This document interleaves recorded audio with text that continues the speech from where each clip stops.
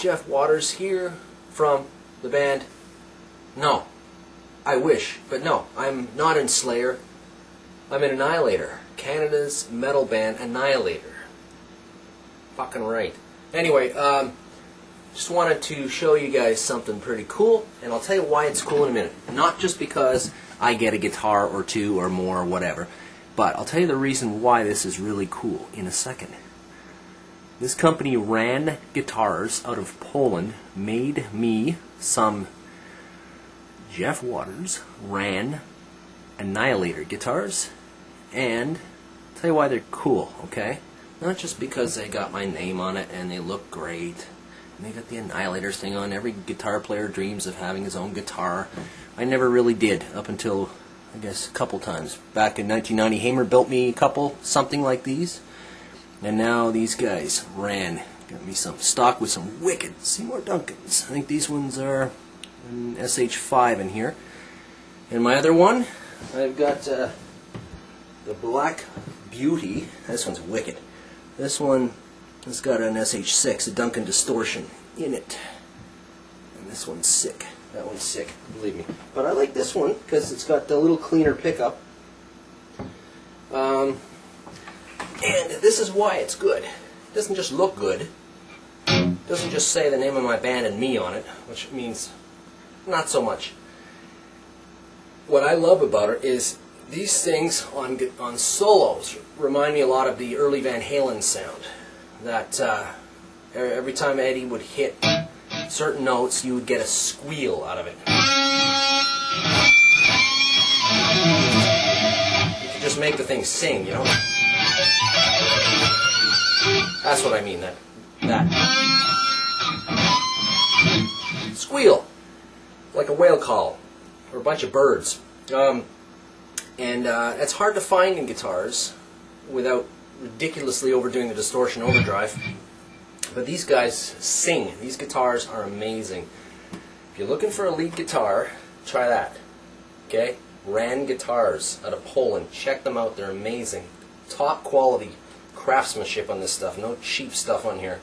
Also, for rhythm guitar, you can imagine with the Seymour Duncans in there, this is set up for lead guitar sound, not rhythms right now, but the rhythms smoke. I'm working on my 12th record now. 12th Annihilator studio CD, and the rhythm tracks smoke, sound-wise, of course. The playing just sucks, but the sound's good. But for solos, these things just kick. In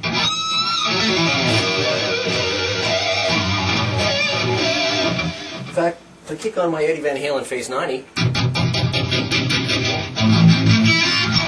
no, I won't do that. I'll leave that where it was. That's a great guitar player. Anyway, this guitar just rocks, man. It's when I'm doing bluesy sort of solos and I stop for the occasional squeal somewhere in there. It usually gets it when I'm awake and warmed up. And just the stretching on this thing's amazing. The way it bites, cuts through. And the picking's really clear. So if I make any picking mistakes, it's really noticeable on this guitar. Which drives you to practice more, which I haven't done yet. So I'm working on that in the next couple of days here.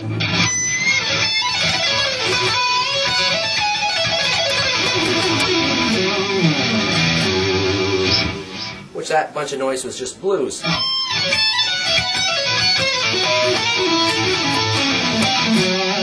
Speed it up. I feel like I'm dancing while I'm doing that, eh? Okay, so I'm just going to jam along to something. I haven't written a solo. I barely listened to the rhythm before I turn this camera on. And we'll see what I can do. It's not going to be a solo I'm going to keep for my record, but this is the way I do it. I just jam about 5, 6, 7, 8, 9, 10 times, and when I get a vibe on it, then I start recording.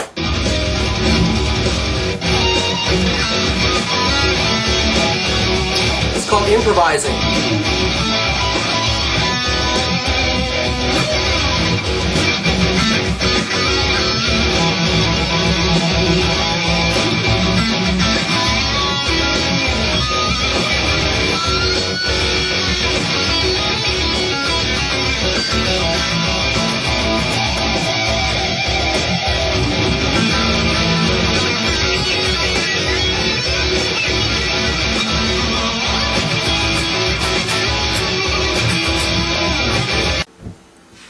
best freaking metal guitars out there right now.